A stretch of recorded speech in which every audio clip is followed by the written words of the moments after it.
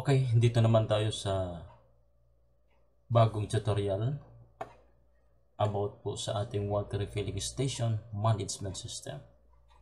Ang ituturo natin ngayon o ang pag-aaralan natin ngayon ay yung gallon tracking system. Ano ba yung gallon tracking system? Dito sa module na ito sa ating system ay matatrack natin nasaan yung ating mga galon, yung mga assets natin. Matatrack natin kung nasaan sila. Sinong customer natin ang meron pang natitirang pending. Sabihin natin meron pa sa kanila yung ipinahiram nating galon. Okay? So mag-login tayo dito sa ating system. So water refilling station management system. Close natin ito. Dito sa POS. Okay? Mayroon tayong ditong tracking. Pag-click natin ito, makikita natin dito yung pangalan ng mga customer natin. So, halimbawa, so Abel, mayroong customer 1 at meron ding Juan de la Cruz. Yan, yung tatlong customer na yan ay meron silang nahiram na mga galon. Katulad nito, yung 24, ito yung invoice number. So, sa 24, pag-click mo ito, dito sa tapat na ito, pag-click mo yan, ay ipapakita niya yung information yan sa invoice number na yan. Merong tatlong container o yung galon na nahiram at hindi pa naibabalik. Zero return. So, ibig sabihin, meron tayong hindi pa nakokolekta ng mga galon. Okay? At lahat yan ay nakakount dito. Number of gallon, yan, yung bilang niya. Okay?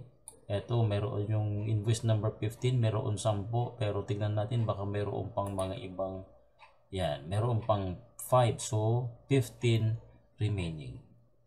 Okay? So, yan yung pag-track natin.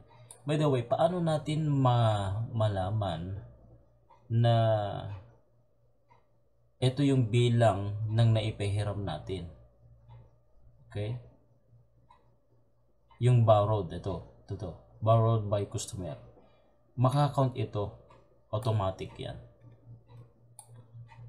1, 2 hanggang dyan. Alright? So, paano natin iset itong 410 na ito na ating operational asset, yung tinatawag na gallon? Ito, yung container natin, yung slim, round, at saka yung dispenser. Paano natin mailalagay yung 410 na number na yan? Dito tayo sa admin. Okay, close lang natin yan. Admin,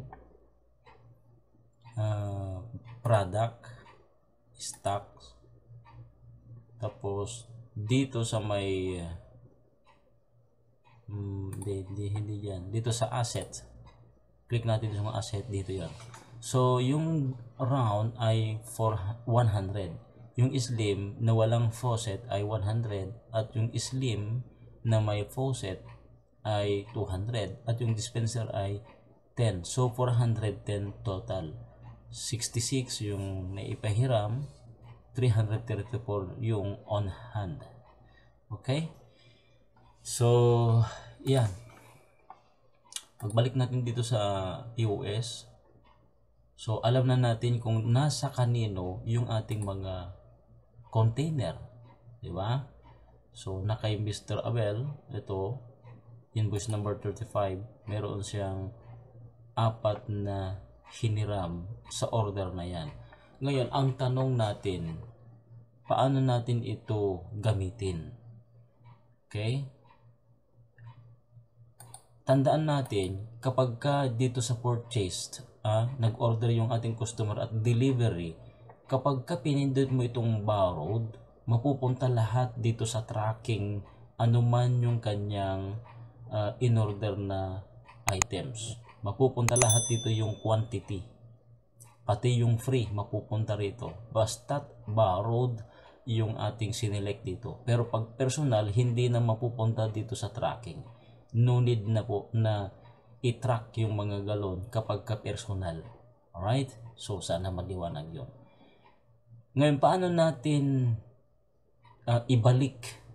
Halimbawa, nagbalik o nagsauli na ng galon o container yung ating customer.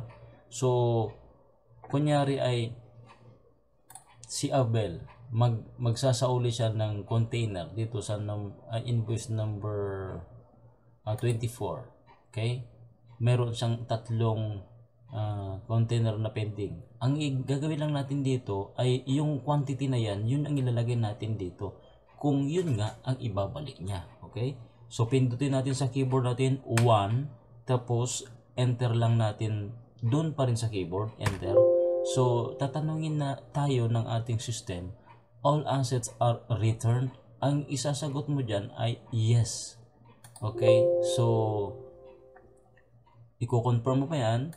So, ibig sabihin, yung galon na yan, yung 1 na yan ay return at magkakaroon siya ng check. Okay? Ganon din dito. Halimbawa ay 1, enter, yes, okay. Itong pangatlo, 1 ulit, enter, yes, okay. So, pagka ay mawawala na ito, diba? Wala na. 0 remaining na. Okay? 0 remaining na yan. Close natin ito. Pag ni-refresh natin yan, mawawala yung 24. Yan, diba? Wala na. Wala na yung 24. Ngayon, meron tayo dito invoice 22. Yan. So, meron silang nabili ulit na tatlo. So, 1, ganun lang. Lagyan mo ng 1, enter, enter, enter. Tapos 1, enter, enter, enter. Yan. Close, refresh. Mawawala yan. Tignan mo, nadadagdagan yung ating on hand, nababawasan naman yung borrowed. So, ganun lang. Babalik natin ito. Enter. 1. Ganun lang. Sa keyboard ka lang ganun. 1. Enter, enter, enter. Enter. So, 1. Enter, enter, enter. Enter. 1. Enter, enter, enter. Ganun lang. So, close mo na yan. Refresh. Mawawala na yan.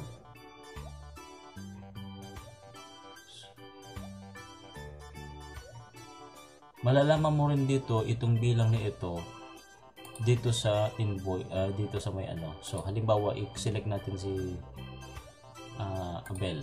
Okay? Malalaman natin dito yung asset na hindi pa niya naibabalik. 11. Tingnan nga natin kung 11 yun. 1, 2, 3, 4, 5, 6. So, 6 plus 5 is 11. Tama. Diba? So, ibalik natin yung 5. So, pagka dito ay 5, pero ang ibinalik ninyong 1, ang hindi pa niya naibabalik.